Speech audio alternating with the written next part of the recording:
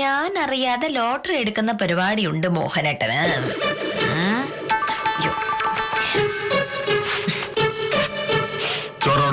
ഇതാ ബാഗിൽ വെച്ചിട്ടുണ്ട്.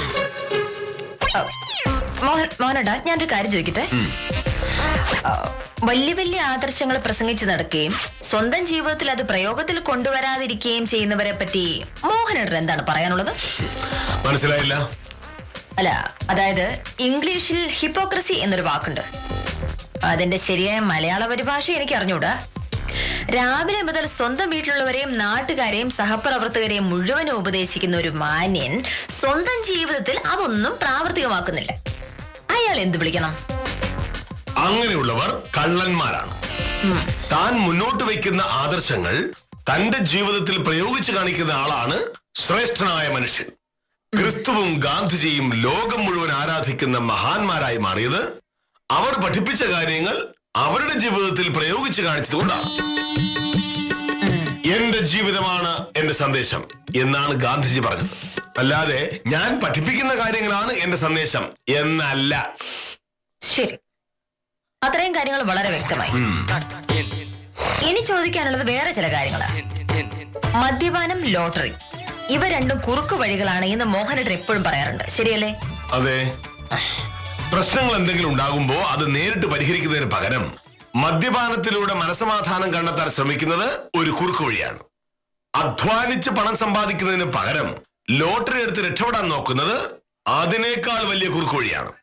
ഈ രണ്ട് കാര്യങ്ങളാണ് നമ്മുടെ നാട്ടിലെ ഇപ്പോഴത്തെ ഏറ്റവും വലിയ രണ്ട് പ്രശ്നങ്ങൾ. നീ എന്താ ഇപ്പൊ ചോദിക്കാൻ? ചുമ്മാ ഒരു ക്രിമിനൽ കേസിലെ പ്രതിയിൽ നിന്ന് സത്യമറിയാൻ പോലീസുകാരെ ചോദ്യം ചെയ്യുമ്പോൾ ചില വളഞ്ഞ വഴികളൊക്കെ പ്രയോഗിക്കാം. അത്രേ ഉള്ളു കാര്യം. ഉത്തമം അതെന്താന്ന് ചോദിക്കട്ടെ. ക്രിമിനൽ കേസോ?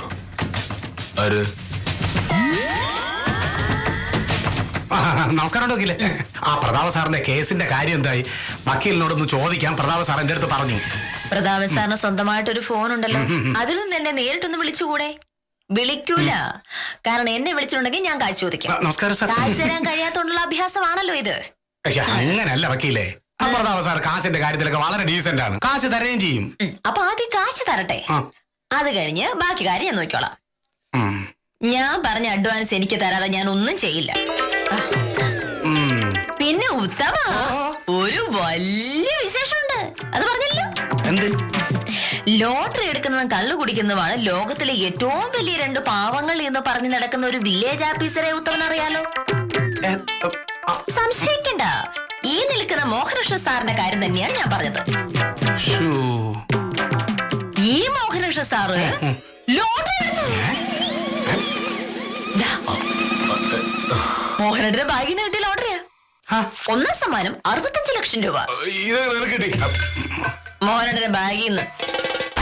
ഇപ്പൊ മനസ്സിലായാലും ഉത്തമ, പറച്ചിൽ ഒരു വഴിക്ക്, പ്രവൃത്തി വേറെ വഴിക്ക്.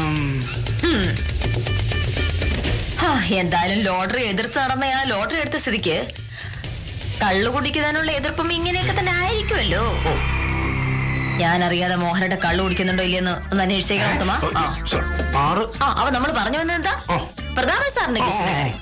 ആദ്യം ഫീസ്, അത് കഴിഞ്ഞ് കേസ്. കാശ് കിട്ടാതെ കേസ് വാദിക്കാൻ ഞാൻ മഹാത്മാഗാന്ധി അല്ല. ജോലി ചെയ്യാതെ ജീവിക്കാൻ ഞാൻ ലോട്ടറിയും എടുത്തിട്ടില്ല.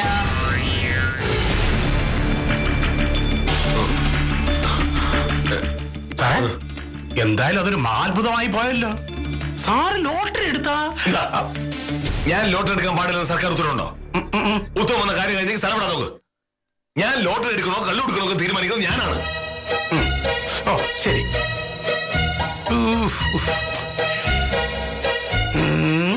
പറയണ്ടായിരുന്നു. മറ്റൊരാളുടെ മുന്നിൽ വെച്ച് സ്വന്തം ഭർത്താവിനെ അപമാനിച്ച ആളാകുന്നത് ഒരു ഭാര്യയ്ക്കും ചേർന്നല്ല. മോഹനേട്ടനെ അപമാനിക്കുക എന്നൊരു ഉദ്ദേശം എനിക്കുണ്ടായിരുന്നതേ ഇല്ല. ഒരു തർക്കം ഉണ്ടാവുമ്പോ അതിനൊരു സാക്ഷി ഉണ്ടാവും നല്ലതെന്ന് എനിക്ക് തോന്നി. അത്രേ ഉള്ളൂ കാര്യം. മോഹനേട്ടൻ ലോട്ടറി എടുക്കുന്നില്ല, എനിക്ക് ഒരു വിരോധവും ഇല്ല. അങ്ങനെ ആളുകൾ വാങ്ങാൻ വേണ്ടിയല്ലേ സർക്കാർ ഈ ലോട്ടറി അച്ചടിച്ച് വെച്ചേക്കുന്നേ. പക്ഷേ മോഹനേട്ടൻ ഒരേ സമയം ലോട്ടറി എടുക്കുകയും ലോട്ടറി എടുക്കുന്ന മറ്റാളുകളെ കുറ്റം പറയുകയും ചെയ്യും. ഇനി എന്തെങ്കിലും അബദ്ധത്തിൽ ഞാനൊരു ലോട്ടറി എടുത്തു കഴിയുമ്പോ അന്ന് മോഹനോട് എന്നെ വഴക്ക് പറയുമ്പോ എനിക്ക് ഉത്തമനെ വിളിക്കാലോ. ലോട്ടറി എടുത്ത് നശിക്കുന്ന ആയിരക്കണക്കിന് ആളുകൾ നമ്മുടെ നാട്ടിലുണ്ട്. അവരെ പറ്റി ഓർത്താണ് ഞാൻ ലോട്ടറി എതിർത്തത്. അങ്ങനെയുള്ളപ്പോ ഈ ലോട്ടറി എടുക്കരുതായിരുന്നു. ഇത് ഞാൻ എടുത്തത് എന്തിനാണെന്ന് നീ ചോദിച്ചില്ലല്ലോ. ലോട്ടറി എടുക്കുന്നത് എന്തിനാണ്? അടിക്കാൻ. ഇത് അങ്ങനെ എടുത്ത ലോട്ടറി അല്ല. ഇന്നലെ ഞാൻ ആഫീസ് ചെല്ലുമ്പോ സരോജിനി എന്നൊരു സ്ത്രീ അവിടെ ഉണ്ടായിരുന്നു. ഈ സംഖ്യാശാസ്ത്രം എന്ന് പറയുന്നത് കുട്ടിക്കളിയാണെന്നാണോ നിങ്ങൾ വിചാരിച്ചിരിക്കുന്നത്? അതൊരു അച്ചട്ട് ശാസ്ത്ര. ശിശുപാലൻ ഈ ശാസ്ത്രമൊക്കെ അറിയാവോ? അറിയാമെന്ന് ചോദിച്ചാൽ കുറച്ചൊക്കെ അറിയാം. ചില സംഖ്യകൾക്ക് നമ്മുടെ ഭാവിയുമായി വളരെയധികം ബന്ധമുണ്ട്. അത് കൃത്യമായിട്ട് പഠിച്ച് ഓരോന്ന് ചെയ്താൽ നമ്മൾ വിചാരിക്കുന്ന പോലെ നടക്കും. എന്റെ പൊന്നു സാറേ, നിങ്ങൾ സംഖ്യാശാസ്ത്രം പറയോ കളിക്കോ എന്ത് വേണേലും ചെയ്തോ, ഇതിൽ നിന്നൊരു ലോട്ടറി എടുക്കാമെങ്കിൽ എന്റെ കാര്യം നടക്കും. അത് പറ്റുമോ? സരോജിനി ഇങ്ങനെ ധൃതി പിടിച്ചാൽ അങ്ങനെ 100 രൂപയുടെ ലോട്ടറി അല്ലേ? 100 രൂപ മുടക്കുന്നതിന് മുമ്പ് ശരിക്കൊന്ന് ആലോചിക്കണം. ലോട്ടറി തന്നെ എല്ലാ സാർ വാങ്ങാണോ? ഞാൻ ഒരെണ്ണം എടുക്കാം, പക്ഷേ ഏതാണെന്ന് കണക്കൂട്ടി നോക്കിയിട്ടേ ഞാൻ വാങ്ങൂ. ഇങ്ങനൊരു ശാസ്ത്രം വശമുണ്ടെ പിന്നെ എന്ത് വേണം? കൃത്യമായിട്ട് കണക്കൂട്ടി നോക്കി എല്ലാ ആഴ്ച ലോട്ടറി എടുക്കാലോ, എല്ലാം അടിക്കുകയും ചെയ്യും. എന്റെ ശിശുപാലൻ ചേട്ടാ, ഈ സംഖ്യാശാസ്ത്രമൊക്കെ തട്ടിപ്പാ. അങ്ങനെ പറയില്ല പ്രൊഫസറെ. ഞാൻ ഈ വിദ്യ പഠിച്ചത് എന്റെ ഒരു അമ്മാവന്റെ അടുത്തുനിന്നാ. അമ്മാവൻ ലോട്ടറി എടുക്കുന്നതിന് മുമ്പേ ഈ നമ്പറുകൾ കൂട്ടി നോക്കും. എന്നിട്ട് ആ അമ്മാവന് എത്ര ലോട്ടറി അടിച്ചു? എന്റെ ശിശുപാലൻ ചേട്ടാ, ലോട്ടറി എടുക്കാൻ കഴിഞ്ഞില്ലെങ്കിൽ അത് പറഞ്ഞാ പോരെ. വെറുതെ സംഖ്യാശാസ്ത്രത്തിന്റെ കഥ പറഞ്ഞ് സരോജിനി ചേച്ചി മെനക്കെടുത്തുന്ന എന്തിനാ? സാറേ, എടുക്കാനാണെങ്കിൽ എടുക്ക്, എനിക്ക് പോയിട്ട് അത്യാവശ്യമുണ്ട്. ഞാൻ വെറുതെ പറഞ്ഞല്ല. ഈ ലോട്ടറിയുടെ നമ്പർ കൂട്ടി നോക്കിയാൽ അറിയാം ഇത് അടിക്കുമെന്ന് ഉറപ്പാ. എന്നാ ശിശുപാലൻ ചേട്ടാ അത് എടുക്കാം, പക്ഷെ എന്റെ കയ്യിൽ ഇപ്പൊ കാശൊന്നുമില്ല. പ്രൊഫസറോ കാഞ്ചന സാറോ ഒരു 100 രൂപ കടം തരേണ്ടി വരും. അപ്പൊ അതാണ് കാര്യം, കാശില്ല അല്ലേ?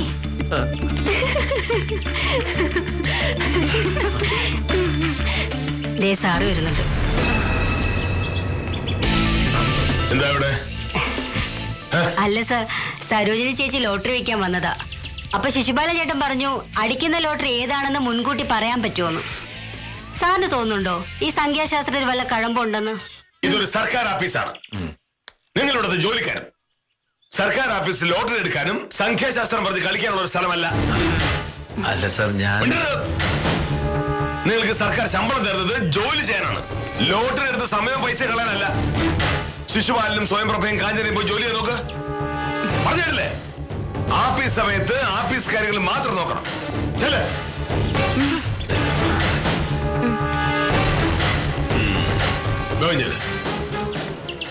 ഇതൊരു സർക്കാർ ഓഫീസാണ്. ഈ ഓഫീസുമായി ബന്ധപ്പെട്ട എന്തെങ്കിലും കാര്യങ്ങൾക്കല്ലാതെ ഇവിടെ കയറി ഇറങ്ങുന്നത് ശരിയല്ല. പ്രത്യേകിച്ച് ഒരു സർക്കാർ ഓഫീസിന്റെ കോമ്പൗണ്ടിൽ ലോട്ടറി വിൽക്കുന്നത്. പറഞ്ഞേക്ക് മനസ്സിലായോ? നോക്ക്. സാറ് ക്ഷമിക്കണം, ഇനി ആകെ ഈ 3 ലോട്ടറിയേ ഉള്ളൂ. ഇതിൽ ഒരെണ്ണം കൂടി വിറ്റാ എന്റെ കാര്യം നടക്കും. മോളുടെ സ്കൂള് തുറക്കാറായി. പുസ്തകവും യൂണിഫോമും ഇന്നെങ്കിലും വാങ്ങണം. ഇന്നലെ മുതല് മുഹമ്മദ് കുട്ടിയുടെ ഏജൻസിന്ന് ലോട്ടറി വാങ്ങി വിൽക്കായിരുന്നു ഞാൻ. വേറൊരു ജോലിക്കും പോവാൻ പറ്റില്ല, മോളുടെ പഠിപ്പ് മുടക്കാനും പറ്റില്ല. അവളെങ്കിലും പഠിച്ച് വല്ല വിധേയനെയും രക്ഷപ്പെടട്ടെ. ഇതുവഴി പോയപ്പോ ആ സാറ് വിളിച്ചു, അതുകൊണ്ട് കയറിയതാ. ഒരു 100 രൂപയോട് കിട്ടിയിരുന്നെങ്കിൽ എന്റെ ആവശ്യം നടന്നേനെ.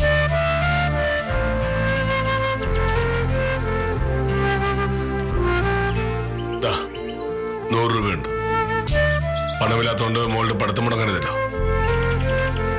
വെച്ചോളൂ. ഇതൊരു ഔദാര്യമായിട്ടൊന്നും കൂട്ടണ്ട. ഒരു പെൺകുട്ടിയുടെ പഠിത്തത്തിന്റെ കാര്യത്തിനല്ലേ. വെച്ചോളൂ. ഞാൻ പറയുന്നത് ധിക്കാരമായി സാർ കരുതരുത്. ഒരുപാട് ദാരിദ്ര്യവും കഷ്ടപ്പാടും ഒക്കെ ഉണ്ടായിട്ടുണ്ട്. പക്ഷേ ഇതുവരെ ആരുടെ മുമ്പിലും യാചിച്ചിട്ടില്ല. വെറുതെ പണം വാങ്ങി ശീലവുമില്ല. അതുകൊണ്ട് സാർ ഈ ലോട്ടറി വാങ്ങിയ അല്ലാതെ ഞാൻ ഈ പൈസ വാങ്ങില്ല സാറേ. ശരി, ഒരു ലോട്ടറി എന്തെങ്കിലും. സാറിനെ ദൈവം അനുഗ്രഹിക്കും.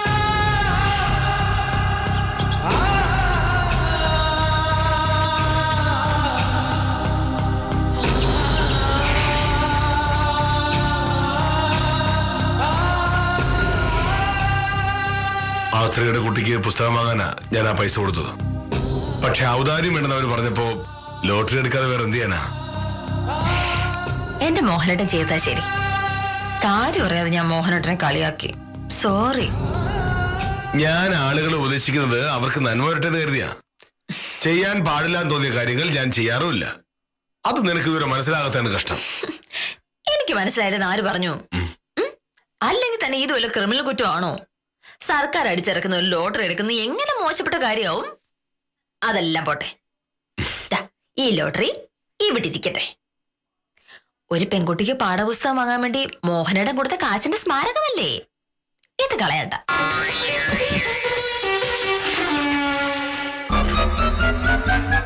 ഇറങ്ങുന്നു.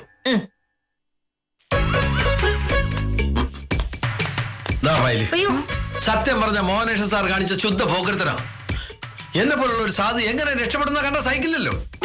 അതിനിപ്പോ ശിശുപാലനയുടെ ഇതിന് മാത്രം ദേഷ്യപ്പെടാതിരിക്കുന്നു. എങ്ങനെ ദേഷ്യപ്പെടാതിരിക്കും? സംഭവിച്ചൊക്കെ നിങ്ങളും കണ്ടല്ലോ. കാഞ്ചന സാർ എന്താ മിണ്ടാത്തെ?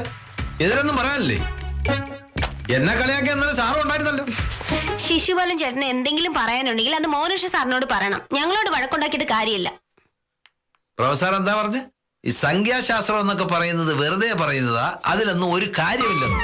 ഇപ്പൊ എന്ത് പറയുന്നു? ശിശുപാലൻ ഇതൊക്കെ കണ്ടു തുടങ്ങിയിട്ട് കാലം കുറെ ആയി. അനുഭവത്തിൽ നിന്ന് ഓരോ കാര്യങ്ങൾ പറയുമ്പോ കളിയാക്കിയിട്ട് കാര്യമില്ല. എന്താ അവിടെ പ്രശ്നം? ചോദിച്ചിട്ടില്ലേ ശിശുപാലൻ എന്തിനാ ഇത്ര ഉച്ചത്തിൽ സംസാരിക്കുന്നത്? ഞാൻ പറയാം സാർ. ഇന്നലെ ആ സരോജിനി ചേച്ചി ഇവിടെ ലോട്ടറി വിൽക്കാൻ വന്നില്ലേ? ശിശുപാലൻ ചേട്ടൻ സംഖ്യാശാസ്ത്രമൊക്കെ നോക്കി അതിൽ നിന്നൊരു ലോട്ടറി തിരഞ്ഞെടുത്ത സമയത്താ സാറ് കയറി വന്നത്. അതുകൊണ്ട് ശിശുപാലൻ ചേട്ടൻ ആ ലോട്ടറി വാങ്ങാൻ പറ്റിയില്ല. ആ ലോട്ടറി കൊണ്ട് അവര് പോയി. അത് വേറെ ആർക്കെങ്കിലും വിറ്റ് കാണും. സാറേ, ആ ലോട്ടറി അടിച്ചു 5000 രൂപ. ഇന്ന് രാവിലെ ശിശുപാലൻ ചേട്ടൻ പത്രം എടുത്ത് നോക്കിയപ്പോ ഇന്നലെ കണ്ടുവച്ച ലോട്ടറിക്ക് 5000 രൂപ അടിച്ചു. വലിയ കഷ്ടമായിപ്പോയി. ഞാൻ ആ ലോട്ടറി എടുത്തിരുന്നെങ്കിൽ എനിക്കടിച്ചേനെ. ഇതിപ്പോ ആർക്കും ഇല്ലാതെ പോയില്ലേ? ആ പറയുന്നതിൽ കാര്യമൊന്നുമില്ല സാറേ. ലോട്ടറി എടുക്കാൻ ശിശുപാലൻ ചേട്ടന്റെ കയ്യിൽ കാശുണ്ടായിരുന്നില്ല. ഞങ്ങളോട് കടം ചോദിച്ചു. ഞങ്ങളുടെ കയ്യിലും കാശില്ലായിരുന്നു. അതുകൊണ്ട് ലോട്ടറി എടുക്കലൊന്നും നടന്നില്ല. എന്നാലും ശിശുപാലൻ ചേട്ടന്റെ സംഖ്യാശാസ്ത്രത്തെ പറ്റി പറയാൻ ഒരു കാരണമായി. സംഖ്യാശാസ്ത്രമൊക്കെ നിർത്തി മര്യാദയ്ക്ക് ജോലി ചെയ്യാൻ നോക്ക്. ഇനി ഇവിടെ ലോട്ടറി എന്നൊരു വാക്ക് കേൾക്കരുത്. ഇന്നത്തെ പത്രം ശിശുപാല എന്താ സാറേ? വീട്ടില് രാവിലെ പത്രം നോക്കാൻ പറ്റില്ല. ആ പത്രം എടുത്തോണ്ട് വാ ശിശുപാലൻ. മോഹനേഷ് സാറിന്റെ വീട്ടില് പത്രം ഇല്ലെങ്കിൽ ആ പത്രക്കാരന്റെ കാര്യത്തിൽ ഒരു തീരുമാനമാവും. നാളെ പത്രമായിട്ട് അങ്ങോട്ട് ചെല്ലുന്നതിനേക്കാളും നല്ലത് അറബിക്കടലിൽ ചാടുന്നതാ. ആ പത്രം എടുത്തോണ്ട് കൊടുക്ക്. എടുത്ത് കൊടുക്ക.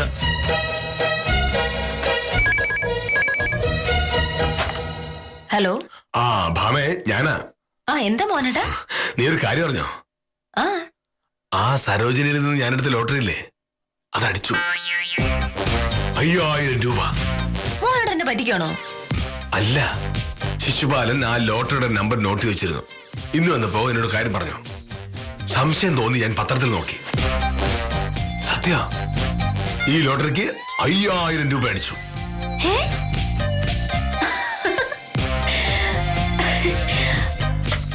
വക്കീലേ, നമസ്കാരം വക്കീലേ. പ്രതാപ സാറിന്റെ കേസിന്റെ ഫീസുമായിട്ട് വന്നതാ. വക്കീല് പറഞ്ഞ രൂപ 2500 ഉണ്ട്. ഇന്നത്തെ ദിവസം മൊത്തത്തിൽ കൊള്ളാലോ ഉത്തമ.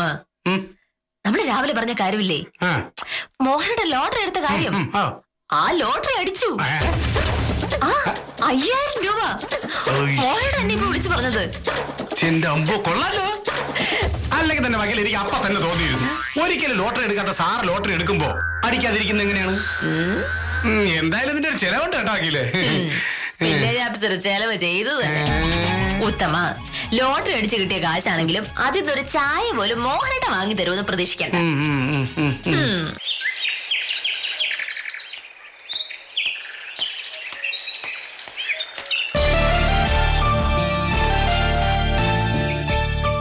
നമസ്കാരം സാറേ. സാറ് ഓഫീസിൽ നിന്ന് വരുന്ന വഴിയായിരിക്കും. സരോജിനിയുടെ മോളുടെ പുസ്തകമൊക്കെ വാങ്ങിയോ? വാങ്ങി. സാറ് സഹായിച്ചോണ്ട് എല്ലാം ഭംഗിയായി നടന്നു. പുസ്തകവും വാങ്ങി ഞാൻ വീട്ടിൽ ചെന്നപ്പോ അവക്ക് വലിയ സന്തോഷമായി. ഞാൻ സരോജിനി ഒന്ന് കാണണമെന്ന് പറഞ്ഞിരിക്കുകയായിരുന്നു. ഒരു പ്രധാനപ്പെട്ട കാര്യം ഉണ്ടായിരുന്നു. എന്താ സാർ? ഞാൻ അങ്ങനെ ലോട്ടറി ഒന്നും എടുക്കാറില്ല. ഈ ലോട്ടറി എന്ന് പറയുന്നത് ഒരുതരം ചൂതാട്ടമാണെന്നാണ് എന്റെ പക്ഷം. പക്ഷേ സർക്കാർ തന്നെ ലോട്ടറി നടത്തുമ്പോ എതിർത്തിട്ട് കാര്യമില്ലല്ലോ. പക്ഷെ ഞങ്ങളെ പോലുള്ളവർക്ക് ലോട്ടറി ഒരു വലിയ സഹായമാണ് സാറേ. അന്തസ്സുള്ളൊരു ജോലിയായി ഒരുപാട് അധ്വാനവും ഇല്ല. കുടുംബം നോക്കാൻ ഒരു വഴി വേണമല്ലോ സാർ. ഇന്നലെ സരോജിനിയുടെ സാഹചര്യം കണ്ടാ ഞാൻ ആ ലോട്ടറി വാങ്ങിയത്. അല്ലെങ്കിൽ ഒരിക്കലും വാങ്ങില്ലായിരുന്നു. എന്തായാലും അതുകൊണ്ടൊരു ഉപയോഗം ഉണ്ടായല്ലോ. സന്തോഷം. ഇത് ആ ലോട്ടറിയാ. ഇത് സരോജിനി തന്നെ വെച്ചോളൂ. അയ്യോ സാറേ, വേറൊന്നും കൊണ്ടല്ല. ഇത് സരോജിനിയുടെ കയ്യിലിരിക്കുന്നതാണ് എന്റെ ശരി. പിന്നെ ഇതിന് ഞാൻ തന്ന പണം എനിക്ക് തിരിച്ചു തരണം. അത്രയേ ഉള്ളൂ. അതെന്താ സാറേ അങ്ങനെ പറയുന്നത്? വിറ്റ ലോട്ടറി തിരിച്ചെടുക്കാന്ന് പറഞ്ഞ ഇതിപ്പോ വിറ്റ ലോട്ടറി അല്ല, അടിച്ച ലോട്ടറിയാണ്. ഇതിന് 5000 രൂപ സമ്മാനം അടിച്ചിട്ടുണ്ട്. ഞാൻ പത്രത്തിൽ നോക്കി. സരോജിനിയുടെ മോൾക്ക് എന്നൊരു സമ്മാനമായിട്ട് കരുതിയാൽ മതി. പഠിക്കുന്ന കുട്ടിയല്ലേ, ഇനിയും പണത്തിന്റെ ആവശ്യം വരും. അപ്പോഴും മറ്റൊരാളുടെ സഹായം ചോദിക്കാതെ ജീവിക്കാമല്ലോ. സാർ, ഇതൊരു ഔദാര്യമായിട്ടൊന്നും കരുതണ്ട. ഈ ലോട്ടറി എന്നെ ഏൽപ്പിച്ചത് ഈശ്വരനാണ്. ഇത് ഇങ്ങനെ തന്നെ സരോജിനെ തിരിച്ചേൽപ്പിക്കുക എന്നുള്ളതാണ് എന്റെ ഉത്തരവാദിത്വം. സാർ, എനിക്കിത് വിശ്വസിക്കാൻ പറ്റുന്നില്ല സാർ. എന്തിനാ വിശ്വസിക്കാതിരിക്കുന്നത്? വില്ലേജ് ഓഫീസർ കെ മോഹനകൃഷ്ണൻ വെറും വാക്ക് പറയില്ല. ഇത് വെച്ചോളൂ. പിന്നെ ഞാൻ കൈക്കൂലിത് വാങ്ങാത്തൊരു സാധാ സർക്കാർ ഉദ്യോഗസ്ഥനാ.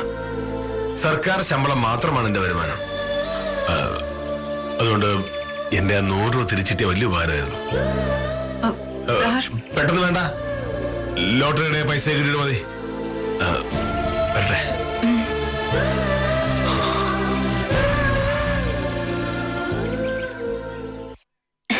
സത്യം പറഞ്ഞ എനിക്കിത് വിശ്വസിക്കാനേ പറ്റില്ല വിദ്യ. ഞാൻ ആദ്യം കരുതിയത് മോഹനയുടെ എന്നെ പറ്റിക്കാന്ന്. പിന്നെ ഉറപ്പിച്ച് പറഞ്ഞപ്പോഴല്ലേ എനിക്ക് വിശ്വാസമായത്. ഏതായാലും ലോട്ടറി അടിച്ച സ്ഥിതിക്ക് എങ്ങനെങ്കിലും സോപ്പിട്ട് ഞാനൊരു സാരെങ്കിലും വാങ്ങിപ്പിക്കും വില്ലേജ് ഓഫീസറെ കൊണ്ട്. 5000 രൂപ വെറുതെ കിട്ടുമ്പോ 1000 രൂപ എനിക്ക് വേണ്ടി മുടക്കിക്കൂടെ?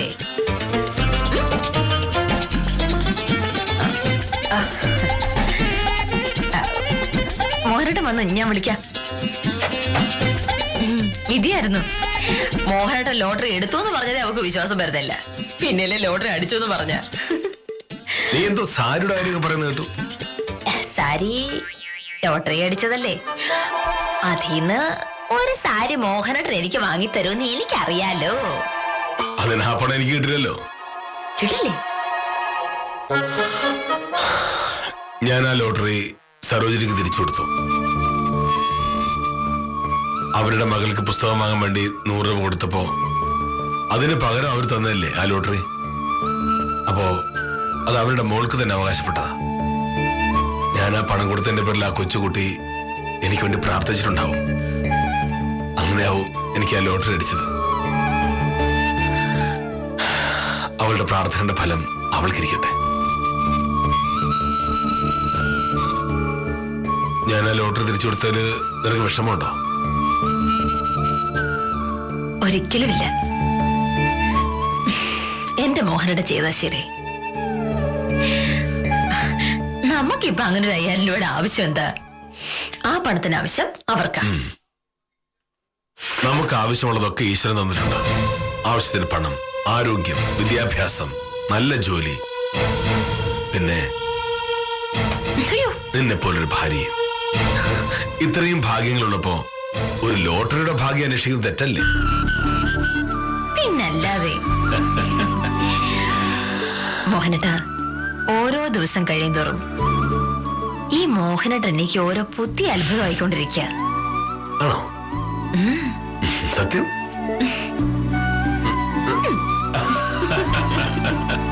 100 രൂപയുടെ കാര്യത്തിൽ പിശുക്ക് കാണിക്കുമെങ്കിലും അധ്വാനിക്കാതെ കിട്ടുന്ന കാശ് വാങ്ങാൻ മോഹനകൃഷ്ണൻ തയ്യാറല്ല.